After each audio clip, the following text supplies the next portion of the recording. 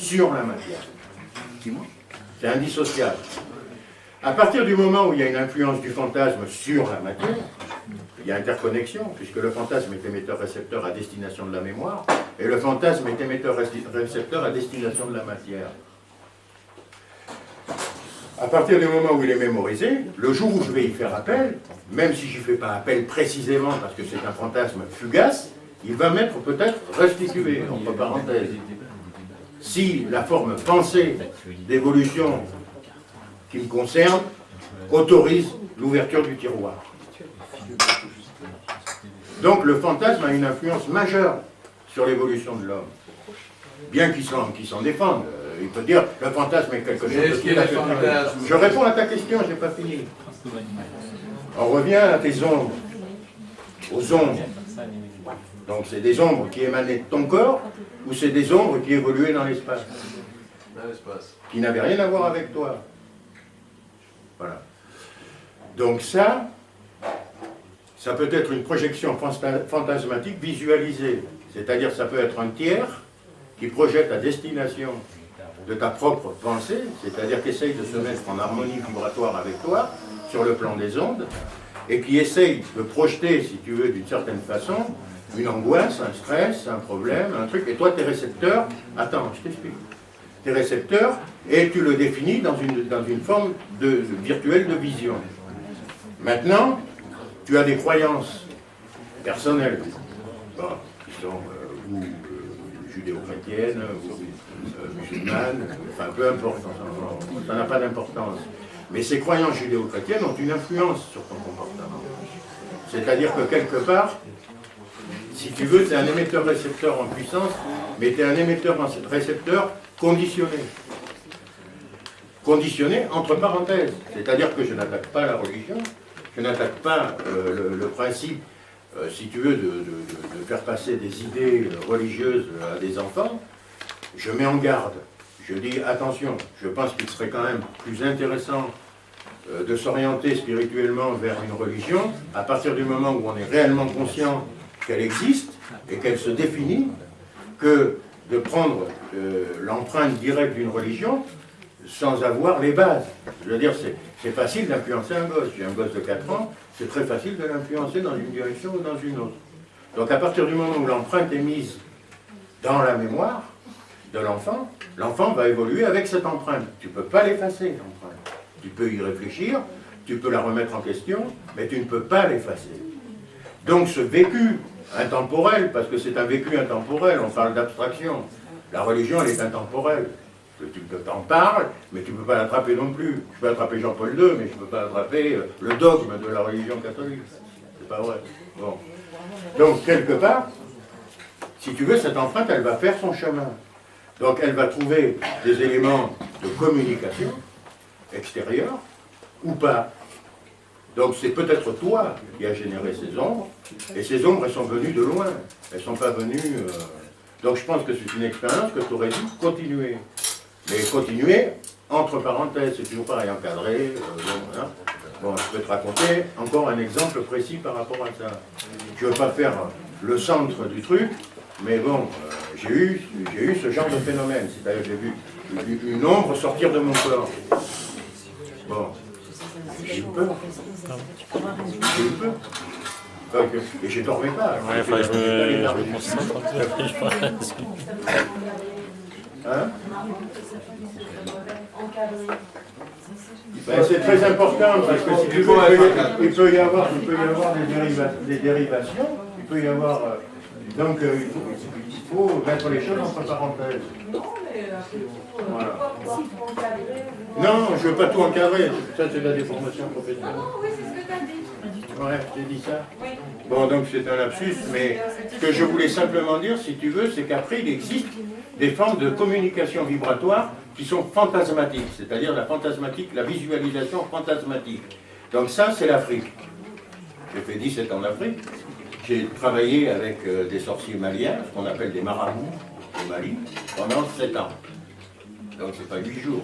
Tous les vendredis soirs, je prenais ma 504 plateau, je partais en brousse avec Ibrahim, qui était mon bras droit, et on allait voir un marabout très précis que j'avais choisi. Donc on m'a initié, pour pouvoir participer à ces discussions. Parce que tu ne peux pas y aller comme ça. Bon, je veux dire, la clope, oui. Mais, donc, pendant 7 années, j'ai appris à communiquer sur le plan vibratoire, si tu veux, sans parler, sans le verbe, uniquement par la pensée. Donc c'est ce que nous racontait cette dame tout à l'heure, à savoir que les communications vibratoires animales sont très fortes et très puissantes. Je reviens à la visualisation fantasmatique. Donc à partir du moment où tu maîtrises les émissions et les réceptions, tu peux orienter psychologiquement, si tu veux, une démarche. Tu peux le faire. Tu as la faculté de pouvoir le faire dans l'espace.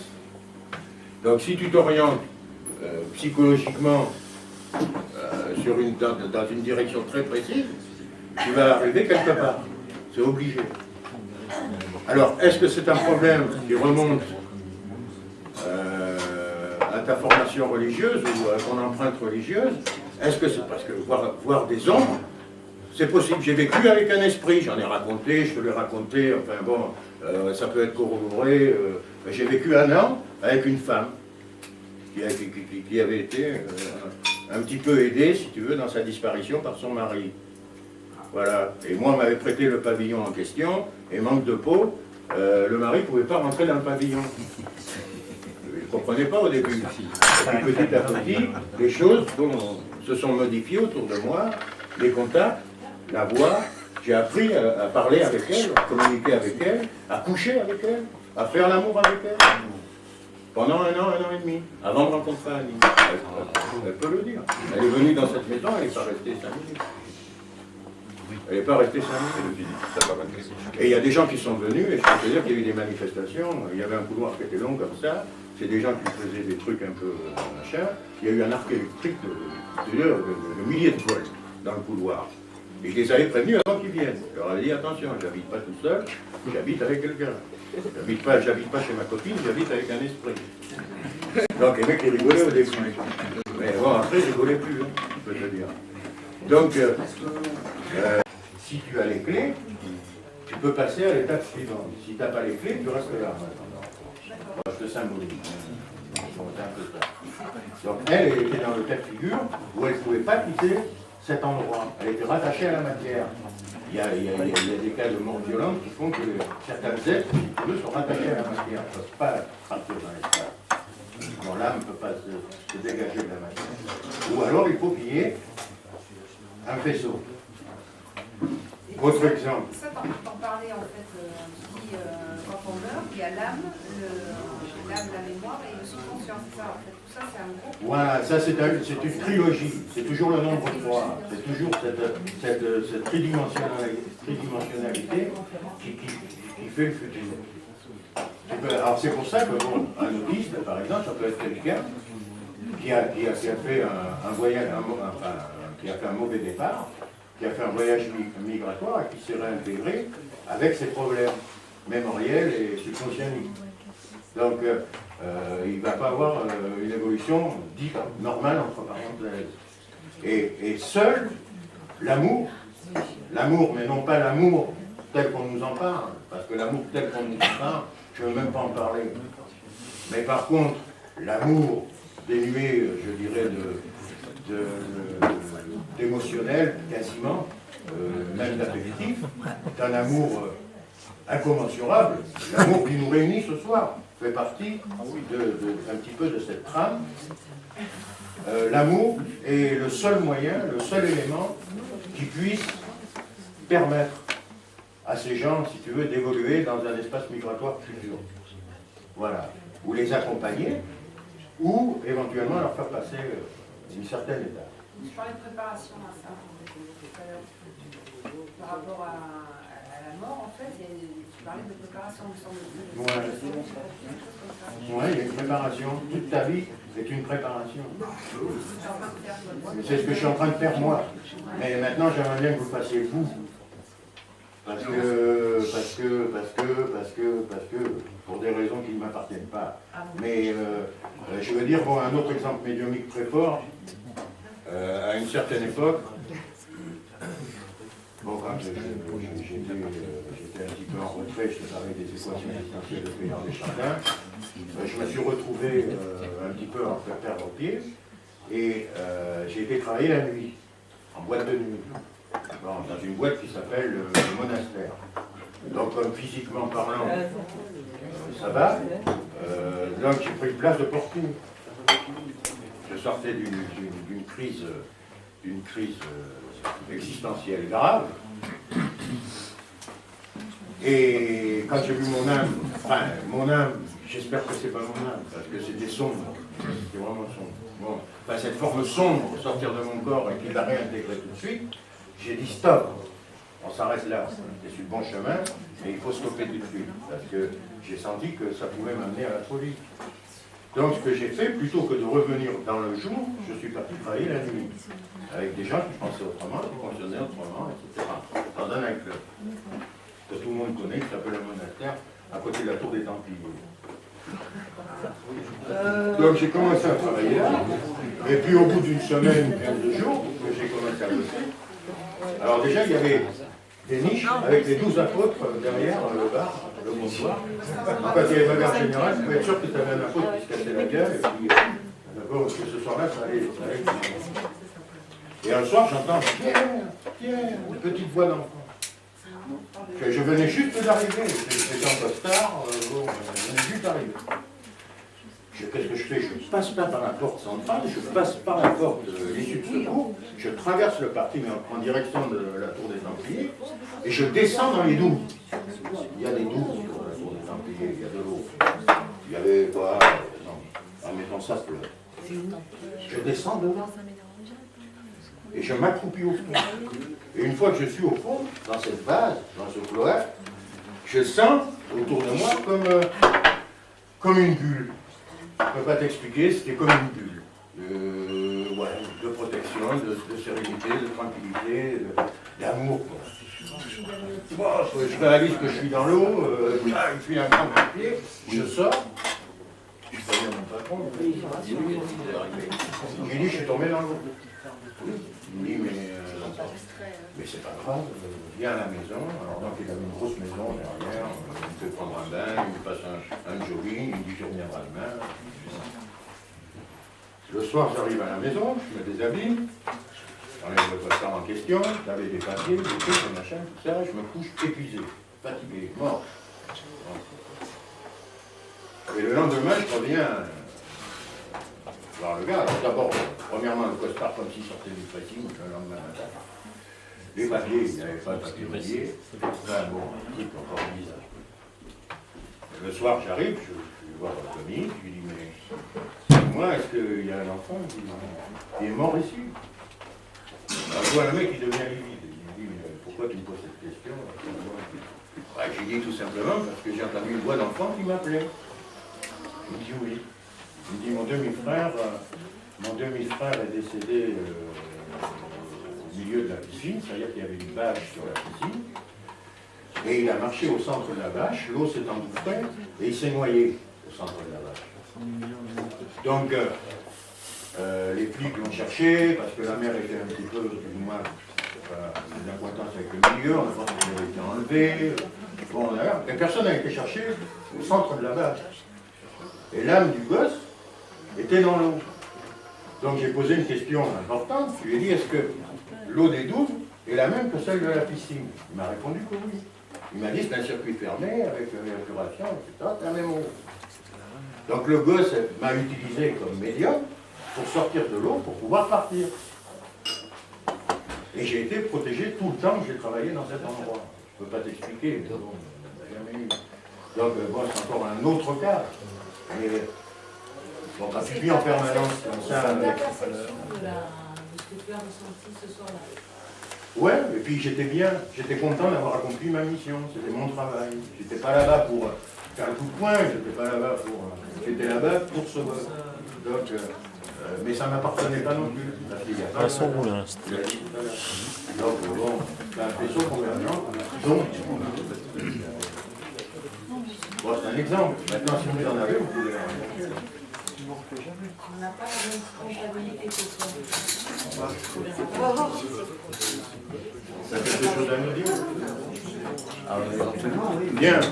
Mais pas dans ce registre-là. Moi, j'ai pas du tout ce genre d'expérience. Donc voilà. Ah, j'en sais rien. Ben vas-y, dis-nous. Si t'as quelque chose. Non, tout ce que je pourrais te dire, c'est que je ne me reconnais absolument pas dans l'explication que tu donnes de ton propre discours. C'est-à-dire? C'est-à-dire que pour moi, il n'est pas nécessaire de faire référence à la notion de vibration, Ouais. pour référence à la notion de pensée, de représentation. Ah. C'est-à-dire que ce ne sont pas des phénomènes extérieurs pour moi, c'est toi qui les extériorises, mais ça reste de la pensée, de la représentation. Pourquoi? J'ai pas dit que c'était des phénomènes extérieurs. Mais quand tu dis j'ai l'ombre qui sort de moi et qui se met en face de moi, Ah non, mais ça c'était une autre démarche. Ça c'était dans une démarche médicale, disons, presque. Donc ça n'a rien à voir. L'exemple dont je te parle, c'est un exemple de médiumnité. C'est-à-dire ça n'a rien à voir avec oui, mais ça. ce que je te dis, je ne me reconnais pas du tout dans ce genre Ah mais d'explication. il y a plein de gens qui ne se reconnaissent pas. Non, je ne demande pas qu'on adhère à mon discours. J'explique simplement des choses que moi j'ai Tu me demandes ressenties. de dire quelque chose. Donc Mais c'est bien, non, non, mais c'est très très bien.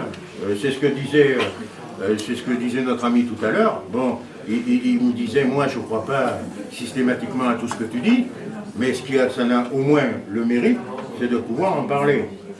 Bon, donc je ne demande pas du tout qu'on adhère à ma forme de pensée. Donc je me disais qu'il y avait plusieurs façons de se représenter. Par exemple, la tienne et la mienne. Ben, définis-nous la tienne. C'est-à-dire que... Non, je me suis mal exprimé. Je pas de... Je dirais pas... Je serais incapable de dire ma représentation du monde. Mais par rapport au phénomène que tu décris, je peux effectivement donner une autre explication. Ben vas-y. Ben, pour moi, l'explication, c'est... Parle tout fort. Je parle fort, non? Plus fort.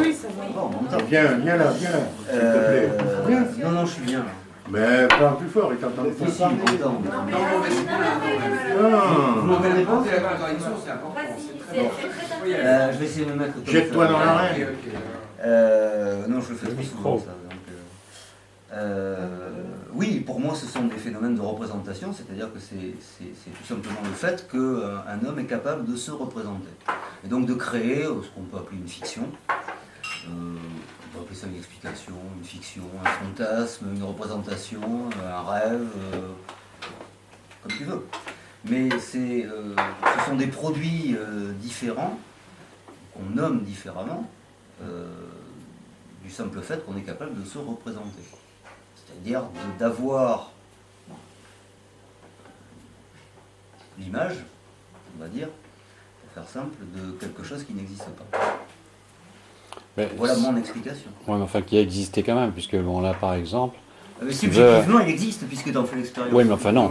C'est le subjectif, elle existe qu'à la finale, si tu veux. Au départ, il sait pas. Il entend une voix, il va dans l'eau, il sait pas que ce gamin est mort, machin, Non, etc. tout. Donc, si tu veux, après, c'est. Après, Après, c'est une relation à l'histoire, mais une relation à l'histoire innocente. C'est-à-dire que c'est même pas ni Alors là, inconscient, tout ce que je peux c'est dire, ni que j'ai du inconscient mal à ni y croire. subconscient, quoi. c'est normal. Ouais. Mais c'est normal que tu aies du mal à y croire. Mais ceci dit, enfin, moi, ce qui me paraît intéressant... C'est mon problème à moi, c'est que j'aimerais bien trouver des gens qui vivent la même chose que moi. Et voilà.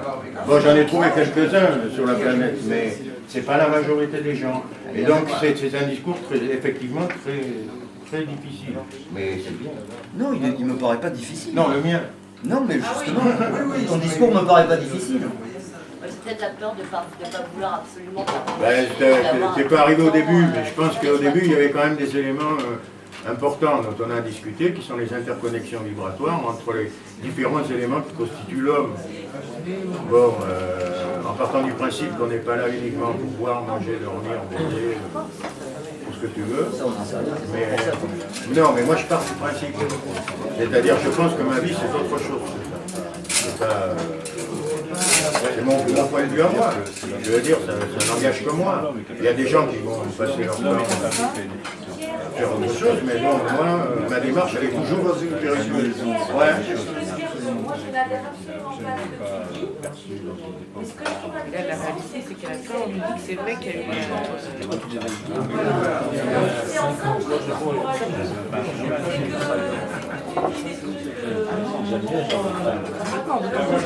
Il a la foi.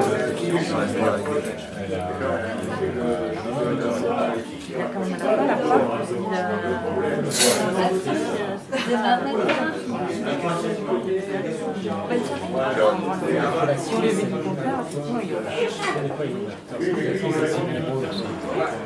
Imaginons notre existence dans un lieu précis. Dans un lieu précis. Alors, c'est dans une pièce précise. Cette pièce peut être ronde, elle peut être carrée, elle peut être pyramidale, elle peut être avec des voûtes. Est-ce qu'il va y avoir une différence dans notre comportement, dans notre façon d'être et dans les façons dont on va apprendre les choses?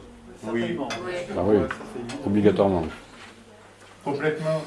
Et pourquoi? Parce qu'il reste à définir le lieu d'évolution. Si c'est un lieu liturgique ou sacré, Non, ou je viens où on est. bah, tu parles de pyramide, tu parles de... Ben, j'habite dans une pièce et qu'elle peut être avec une voûte, ou je peux faire une pièce qui est comme des pyramides, ou elle est ronde.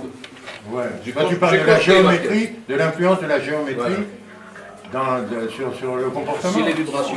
sur les vibrations, Ouais. je pense que c'est très différent de vivre dans une maison ronde que de vivre dans une maison carrée ou rectangulaire ou pyramidale, pour la symbolique déjà que ça représente.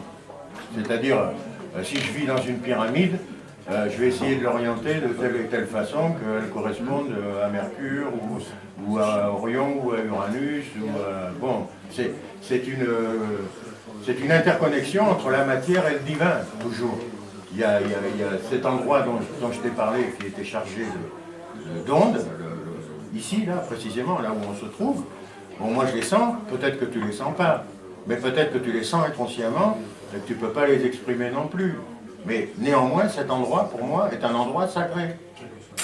C'est sacré dans une définition de perception vibratoire. C'est-à-dire qu'il y a des gens qui sont passés ici, qui ont certainement fait des choses malplaisantes, qui ont fait des trucs bien, etc.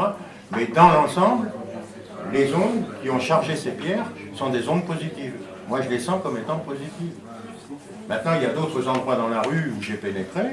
Je peux te dire le garage à Weber, par exemple, qui faisait les camions à l'époque. Je peux te dire que ça n'avait rien à voir avec ici.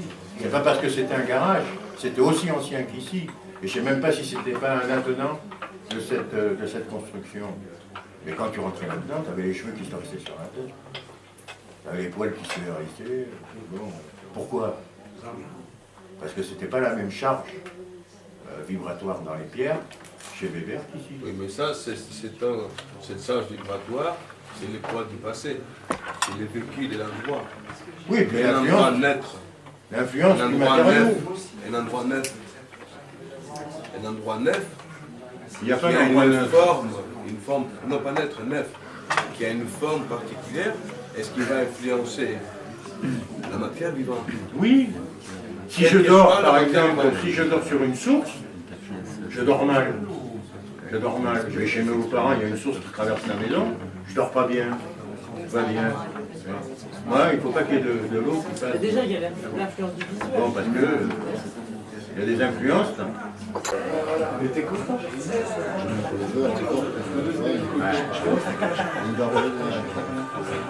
Il y a une forme métaphysique d'évolution à des gens que tu ne connais pas, qui ne te connaissent pas. Il faut bien annoncer la couleur. Tu es bien obligé de dire je suis ça. Si tu dis pas ça, les gens ils vont dire mais pourquoi il fait ça ce mec-là?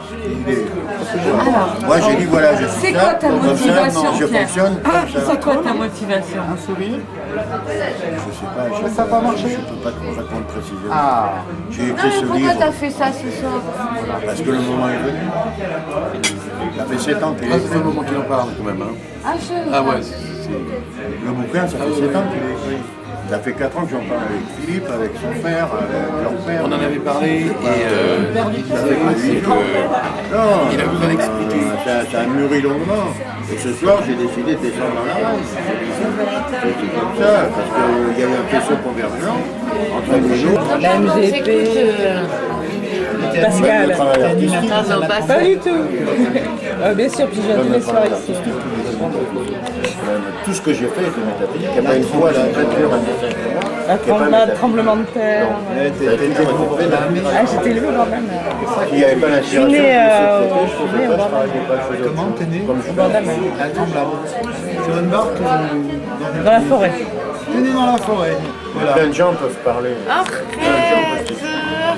Ta mère, elle a rencontré Caribou le Couillu.